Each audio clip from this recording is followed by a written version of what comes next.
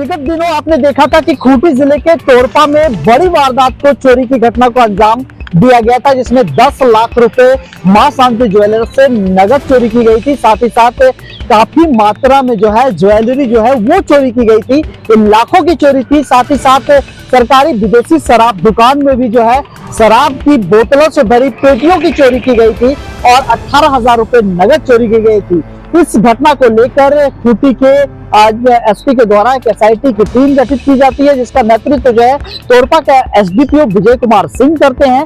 और एसडीपीओ विजय कुमार सिंह के नेतृत्व में जमशेदपुर के मानगो इलाके से 4 अपराध कर्मियों को गिरफ्तार कर लिया जाता है। साथ ही साथ इनकी निशानदेही में चांडिल थाना क्षेत्र से सारी ज्वेलरियों को बरामद कर लिया जाता है और साथ ही साथ शराब की पेटियों को भी बरामद किया जाता है।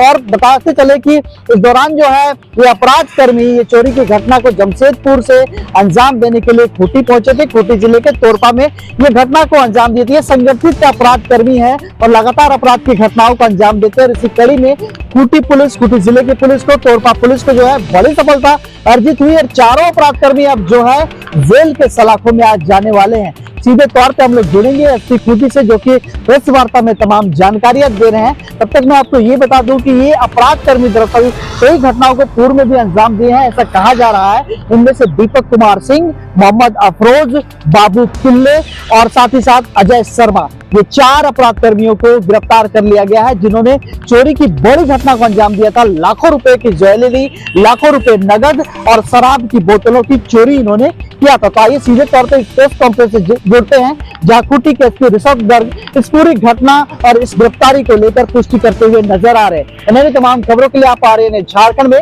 मैं पंकज आर्य आपको रिपोर्टिंग दे रहा हूँ खूंटी क्षेत्र से। दिनांक 18/7/2026 को तोरपा थाना क्षेत्र अंतर्गत कुछ चोरों के द्वारा एक वारदात को अंजाम दिया गया था, जिसमें उन लोगों ने एक ज्वेलरी दुकान में आभूषणों की चोरी की थी और उसी क्रम में उनके द्वारा एक लिकर शॉप था, वहाँ से भी काफ़ी भारी मात्रा में लिकर की भी चोरी की गई थी।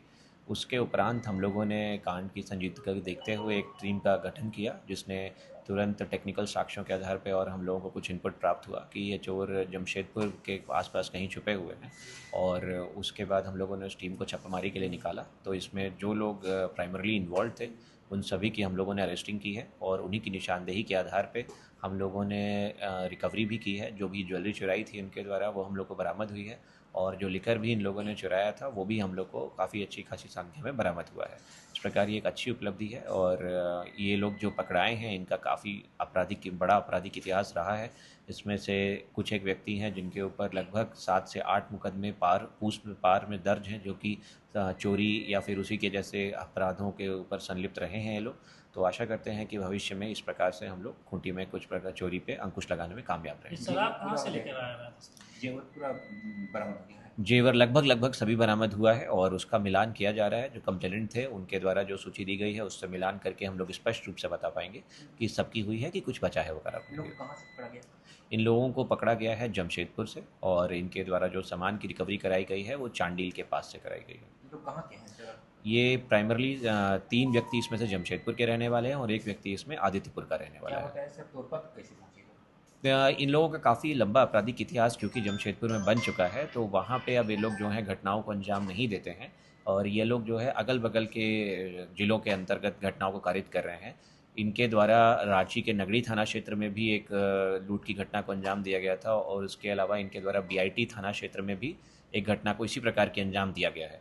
तो इस प्रकार से हम लोगों ने एक तरह से देखें तो मल्टीपल केसेस का उद्भेदन किया है, जिसमें कि रांची की भी टीम को हम लोगों ने कुछ रिकवरी करवाया है और बीआईटी की टीम को भी कुछ रिकवरी हुई है। स्थानीय लोगों का इन्वॉल्वमेंट?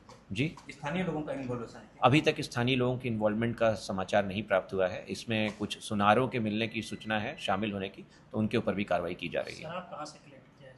शराब ये तोरपा थाना क्षेत्र अंतर्गत एक वाइन शॉप था, उसी के अंदर ये लोगों ने उसका दुकान को रात को काट के घुसे थे और वहाँ से उसको चुराया है। मुरहू में जो हुआ था सर उसमें भी मुरहू वाली घटना में अभी हम लोग जांच कर रहे हैं, अगर उसमें भी इनकी संलिप्तता नजर आएगी तो उसमें भी हम लोग बताएंगे आगे।